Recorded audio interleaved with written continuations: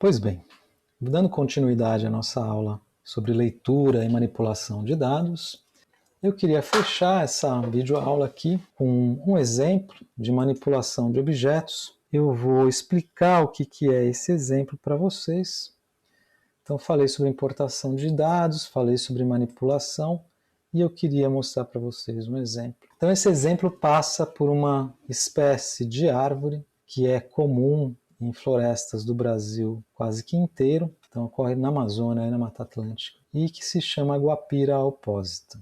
Mas é uma espécie muito comum em floresta em diferentes estágios sucessionais. O trabalho dessa aluna de doutorado buscava identificar diferenças na dinâmica das populações de diferentes estágios sucessionais de floresta. Então vou pegar aqui só um censo que foi feito em 2007 e 2008. Ela teve outros censos associados ao trabalho dela. E a gente dividiu essa espécie em 3 estágios de desenvolvimento. As taxas vitais de plantas, elas variam ao longo da sua ontogênese e por isso a gente, para estudar essas espécies, quando a gente quer estudar a dinâmica, é importante que a gente separe esses estágios ontogenéticos para modelar cada um desses estágios de forma em que a gente contempla essas variações que existem nas taxas vitais da espécie. Taxa vital basicamente é crescimento, mortalidade,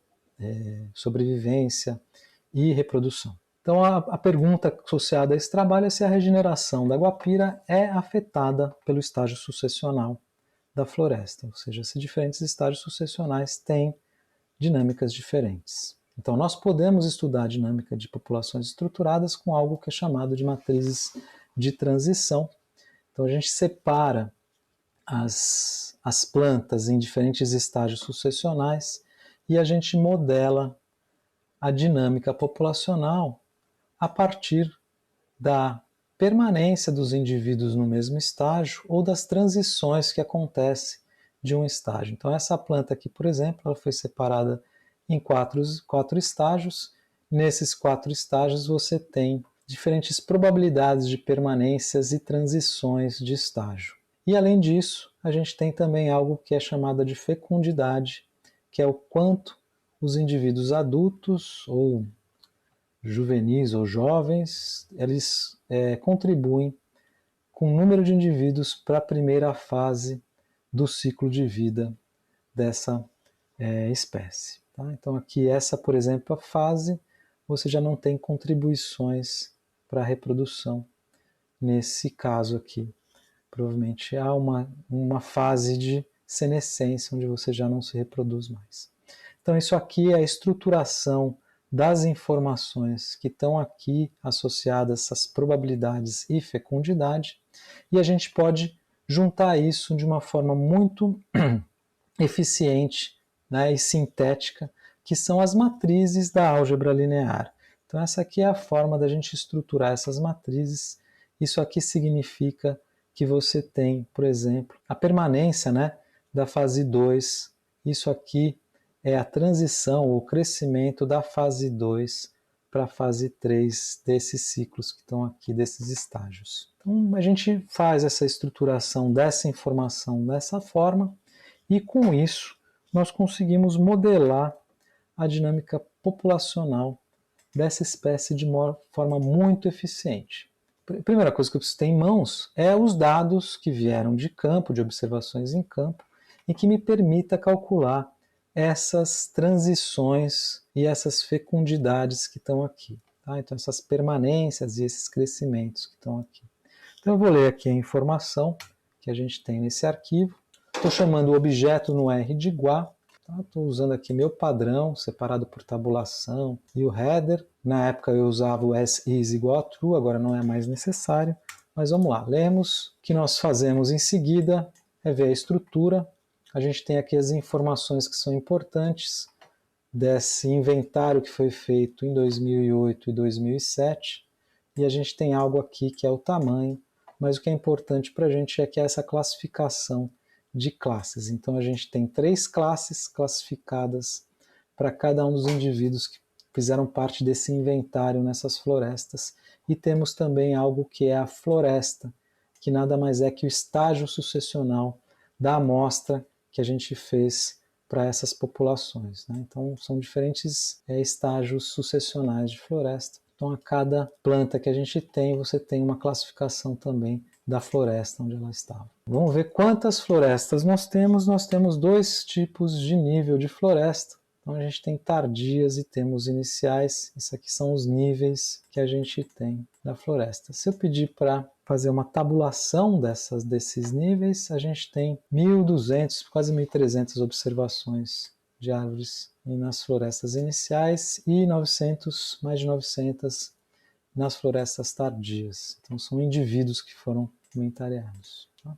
E eu posso tabular o número de indivíduos que eu tenho em cada uma das classes para cada uma das florestas. Então, estou usando aqui a função table. Ela pode ser usada só num vetor, mas ela pode também receber mais do que um vetor. Ele faz o cruzamento da contagem em cada um dos níveis dessas variáveis categóricas ou de fatores, né, que a gente tem. Então aqui, como são variáveis de caractere, acaba transformando isso dentro da função table em fator e acaba contando esses níveis que eu tenho da minha variável. Então isso aqui é o N0. A gente tem 3 classes de tamanho nesses dados, as florestas iniciais e tardias, e isso aqui são as classificações dos indivíduos em cada uma dessas 3 fases de desenvolvimento ontogenético para essa espécie. Vamos simplificar o nosso exemplo. Então eu estou retirando aqui só a informação associada à inicial. Estou usando essa indexação aqui por colchete.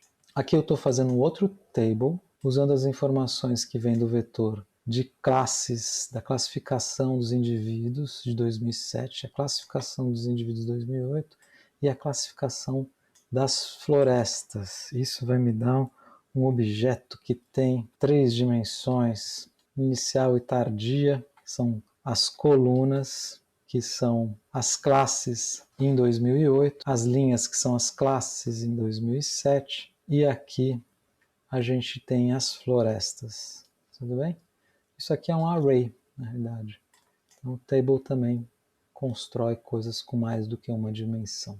E eu vou fazer agora diferente, eu vou colocar aqui classes 2008, classes 2007 e florestas. Eu estou usando uma outra indexação, eu inverti essas duas coisas aqui porque eu quero que as linhas sejam a classe 2008, porque essa é a estruturação que a gente tem aqui nessas matrizes de transição. Então eu estou com um código muito simples, construindo as matrizes de transição.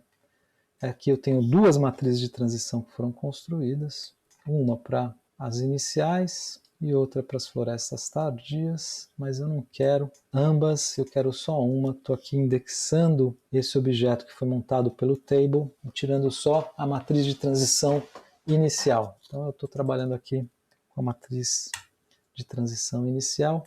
Esse objeto transIni tem essas informações que estão aqui. Essas informações são a contagem dos indivíduos que eu tenho em cada uma desses estágios e que permaneceram nesses estágios entre 2007 e 2008. Então aqui permaneceu no estágio 1, isso aqui permaneceu no estágio 2, estava lá e permaneceu. Isso aqui estava em 2007 e permaneceu em 2008. E esse aqui são os indivíduos que transitaram, ou seja, que cresceram de 2 para 3, e esses os que cresceram de 1 para 2. E eu posso transformar essa informação em probabilidade, a proporção de indivíduos, fazendo o quê? Pegando essa informação e dividindo pelo vetor de indivíduos no inicial.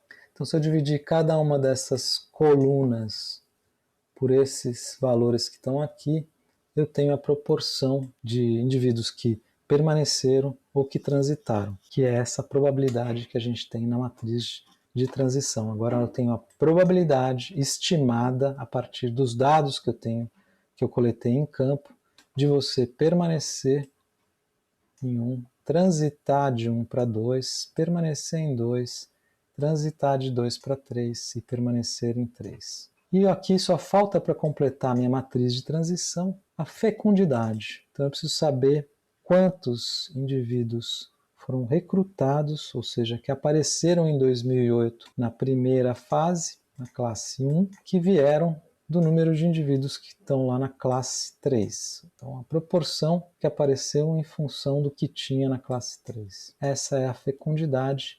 Eu estou lendo os valores aqui, os indivíduos que recrutaram, quantos indivíduos novos apareceram em 2008. E com isso eu posso, então aqui a gente tem floresta tardia inicial, eu quero só o valor da inicial, e se eu fizer isso e dividir pelo número de indivíduos que eu tinha lá na fase 3, eu posso fazer o cálculo da fecundidade. Então a fecundidade está aqui representada por esse valor, então isso está me indicando que cada indivíduo adulto da fase 3 produziu 0,13 indivíduos da fase 1 no ano seguinte, em média. E estou guardando esse valor na posição correspondente da minha matriz de transição.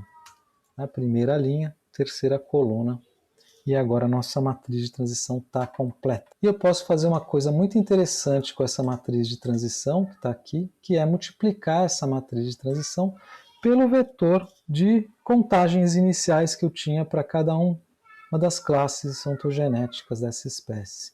E essa multiplicação matricial, que é representada por esse código aqui, o que ela me faz é retornar o valor predito para o próximo ano. Então, se eu fizer isso aqui, eu faço a multiplicação. Isso aqui é a predição que eu tenho dos indivíduos para cada uma das 3 classes para o tempo seguinte. Então, se eu guardar essa informação aqui num data frame, eu estou criando aqui um data frame, na posição N0 eu estou guardando esse vetor inicial da população, e aqui eu estou guardando esse vetor 1, que é esse que está aqui. A projeção dessa população para tempos depois distantes. Então aqui a gente tem um gráfico. Vou fazer esse gráfico com linhas mais grossas, vou aumentar mais ainda essa linha. No N0, esses valores para cada um dos estágios da nossa população, que é esse vetor que está aqui, que a gente fez a primeira multiplicação. Então esse vetor tem os valores 136, 136 mais ou menos aqui, para o primeiro estágio, 399 para o segundo e 744 para o terceiro, que é esse aqui, que são os adultos, e a gente tem esse crescimento populacional associado a essas fases dessa população. Nas florestas iniciais, a gente pode fazer isso para as florestas tardias também e comparar, tem métodos para a gente fazer essas comparações e dizer se uma população tem crescimento diferente em relação a outra. Isso é uma forma da gente estudar a dinâmica de populações. Percebam que aqui a gente não usou nada além do que a multiplicação de matrizes, e só essa multiplicação de matrizes já permite que a gente faça algumas inferências com relação a essas populações. Por exemplo, a gente pode somar os indivíduos dessa população, fazendo um apply desse objeto, que é um data frame, na segunda dimensão. Essa soma é um número tamanho populacional a cada um desses tempos que foi projetado, e o que eu tenho, então, nessa soma, são esses valores aqui. Partiram de 1279 no primeiro tempo, e depois de 10 tempos eu tenho já uma população maior, está em crescimento. Se eu dividir o valor de cada um dos tempos pelo valor anterior, eu vou ter nessa operação a taxa de crescimento. Do tempo 0 para o 1, a gente tem uma taxa de crescimento populacional de 1,06. É o lambda, taxas de crescimento em dinâmicas de populações estruturadas. As taxas de crescimento eram altas e estão tendendo a estabilizar por volta de 1,03, era 1,06, ou seja, crescia mais ou menos 6% ao ano, agora está crescendo por volta de 3% ao ano. Se a gente fizer isso muitas e muitas vezes, esse número vai estabilizar, e essa estabilização se chama taxa de crescimento assintótico da população. A função Eigen simplesmente vai pegar a minha matriz de transição e vai calcular o cálculo dos autovalores e autovetores dessa matriz de transição. Então, para algumas matrizes é possível fazer essa operação. As matrizes de transição, em geral, elas têm autovalores e autovetores, e esses autovalores e autovetores têm informações biológicas que são importantes, que têm a ver com isso que eu mostrei para vocês anteriormente. Então, a taxa de crescimento intrínseca da população, ela é o alto valor dominante dessa matriz de transição. Então, se você pegar aqui esse primeiro valor, isso aqui é o valor para que essa população está convergindo a sua taxa de crescimento. Então, se eu fizer aquela iteração muitas e muitas vezes, que eu comecei a fazer com vocês até o tempo 10, então, se eu fizer muitas vezes, isso aqui vai se essa proporção entre as classes vai se estabilizar e a taxa de crescimento da população também vai se estabilizar nesse valor que está aqui, tá bom?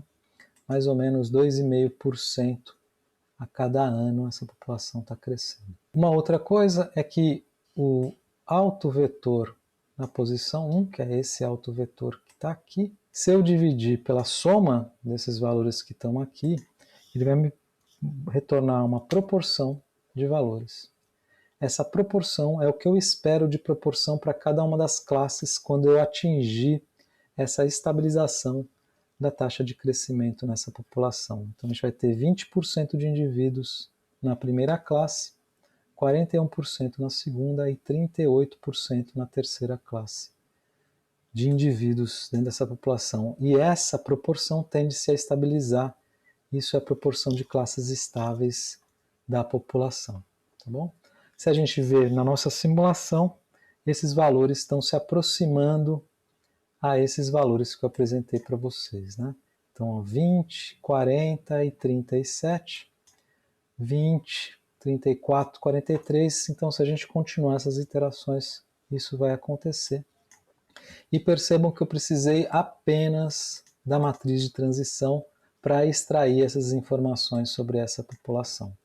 Então, isso que são as análises de matrizes de transição, que são análises muito importantes para populações estruturadas, para a gente fazer inferências sobre a dinâmica dessas populações estruturadas.